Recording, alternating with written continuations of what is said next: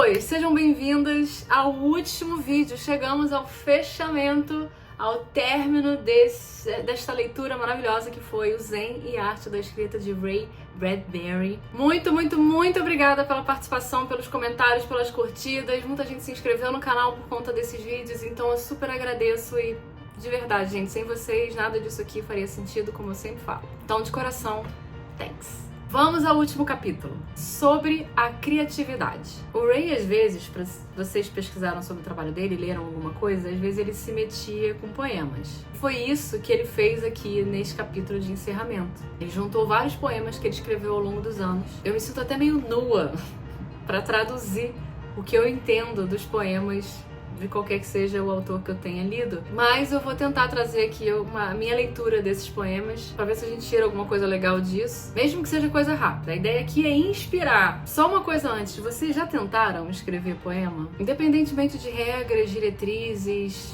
poema livre, já tentaram? Eu recomendo, que pode ser de verdade uma experiência reveladora. Da mesma forma que escrever listas de frases, títulos e substantivos, como o Ray fala pra gente fazer, como ele fez, poemas podem também te surpreender e muito. Tanto ao escrevê-los quanto ao lê-los. Fica a dica. O primeiro poema desse capítulo sem título é sobre justamente o que ele falou no capítulo passado, de a gente não deixar que a autoconsciência nos sabote, não deixar que nossas falhas nos limite e acabe nos impedindo de fazer algo que a gente queira muito fazer. A gente precisa de mais ousadia, sabe? Ou como uma amiga minha adora falar, a gente precisa da coragem do homem branco cis hétero.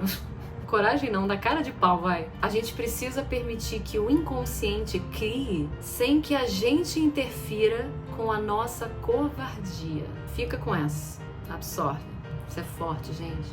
Isso não é pouca coisa. O segundo poema, O Que Faço Sou Eu, Por Isso Eu Vim. Eu senti que foi mais direto, ele tem menos metáfora, né? É menos nas entrelinhas, você entende logo do que se trata. Que é encontrar sua voz e viver de forma original. Abraçar quem você é, não tentar ficar vivendo, tentar de um jeito, nem se encaixar pra tentar ser outra pessoa. A gente não precisa agradar ninguém, a gente não precisa ferir quem a gente é pra se encaixar em lugar nenhum. Tem lugar pra todo mundo no mundo. A gente só precisa encontrar esse lugar que combina com a gente e lembrar que pra saber disso, pra ter um lugar que combina com a gente tem que estar íntegro. E isso é um pouco da minha interpretação que eu fiz, e apesar de ele não ter falado sobre isso, que é o quanto da gente vai deixando pra trás pedaços nossos de acordo com que a gente, como a gente tenta se encaixar.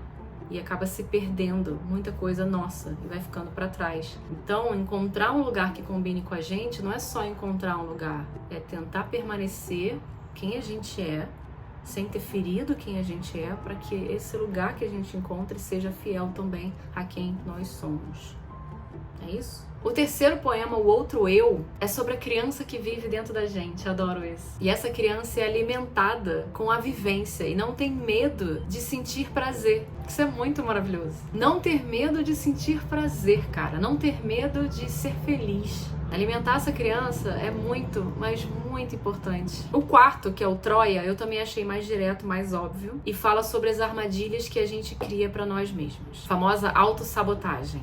O escritor tem demais disso. Aqui vale uma pausa pra gente refletir um pouco mais sobre a palavra, né? Autossabotagem. Porque eu já vi que tem gente que se confunde. Autossabotagem na escrita, pips, é quando você, antes de escrever, coloca obstáculos típicos de síndrome do impostor, ou procrastina, ou pratica um sentimento derrotista de isso não serve pra nada, ou não vai dar em nada. E isso acontece porque tá pensando no mercado e no dinheiro, e não no processo em si. Não no amor pela palavra. Não tem nada a ver com os questionamentos naturais que a gente faz durante a construção de uma história. Planejamento, na construção de personagens, que seja. E mesmo quando a gente duvida da gente, tem medo de alguma coisa, super natural, faz parte do processo. O que não dá é travar por conta disso e parar de escrever, desistir por conta desses pensamentos negativos, entende? Isso é que é autossabotagem. Agora, se a conclusão é que a escrita não não é pra você, porque você não tem o tesão que achou que teria, ou a ideia não é boa o suficiente, ou você não tá mais afim de desenvolver essa ideia por qualquer que seja o motivo, lembra do capítulo sobre não torturar a ideia. E isso também são outros 500. E isso não tem a ver com autossabotagem. Isso é um pensamento, uma análise que você tem que fazer de si. E não dá pra ninguém em volta julgar se isso é, né, na verdade você que tá tentando colocar coisa onde não tem. Não, no fundo você sabe. Se você acha que não é o suficiente, o tesão não é o suficiente pra você escrever e você não quer fazer isso, é contigo. Não tem nada a ver com autossabotagem. Beleza? O quinto, não arruine sua mente, fala sobre a cegueira da tristeza e o quanto ela pode envenenar uma experiência. Nossa, essa é magnífico. A questão aqui não é impedir a tristeza quando ela precisa vir, tá? Aqui a ideia que ele tem com esse poema é não deixar que a tristeza tome conta de você a ponto de te impedir de conseguir enxergar o que há além dela. O sexto poema, Morri e o Mundo Também, eu pensei na própria história. Se um dia ela morrer, sem histórias o mundo acaba? Será que não teria mais por que viver? Essa é filosófica demais, meu Deus. E aqui é um dos bons exemplos de nudez que eu falei. Se eu começar a interpretar e falar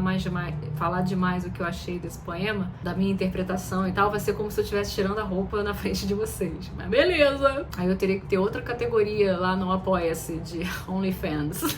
Mas sério, é muito doido pensar no mundo sem histórias, vai. Eu não digo sem memórias, porque há doenças que fazem isso, muito triste. Mas essas doenças, elas não tiram as histórias. Elas tiram a memória dessas histórias. As histórias continuam lá, elas existiram pra alguém. Mas aí eu penso, quando a pessoa morre, se ela não passou as suas histórias pra alguém adiante, como é que fica? Uma coisa que eu sempre penso é: quem é que vai ser o dono da minha história quando eu morrer? Quem de vocês, dos meus amigos, da minha família, vai editar as histórias que serão contadas sobre mim? E quais serão essas histórias? Eu fico lembrando do gladiador, o Marcos Aurelius, no filme, que ele fala: como o mundo lembrará do meu nome quando eu me for?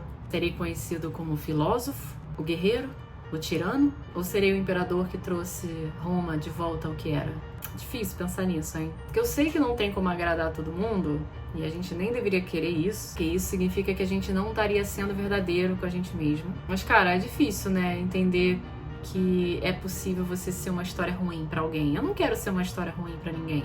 Acho que temos um favorito da lista, né, dos poemas. Esse definitivamente é o que mais me fez pensar. O sétimo poema, Fazer é Ser, é sobre o tesão do processo. Aqui é aquela história que o Ray adora falar, que é o amor pela palavra. Você precisa amar o que tá fazendo, abraçar a jornada, se importar mais com a jornada do que com o resultado. O resultado não importa, destino não importa. O que importa é a jornada, é o processo, é o durante, é o como. O processo que vai te manter nativa, não a riqueza. Eu gostaria de ter a riqueza, mas...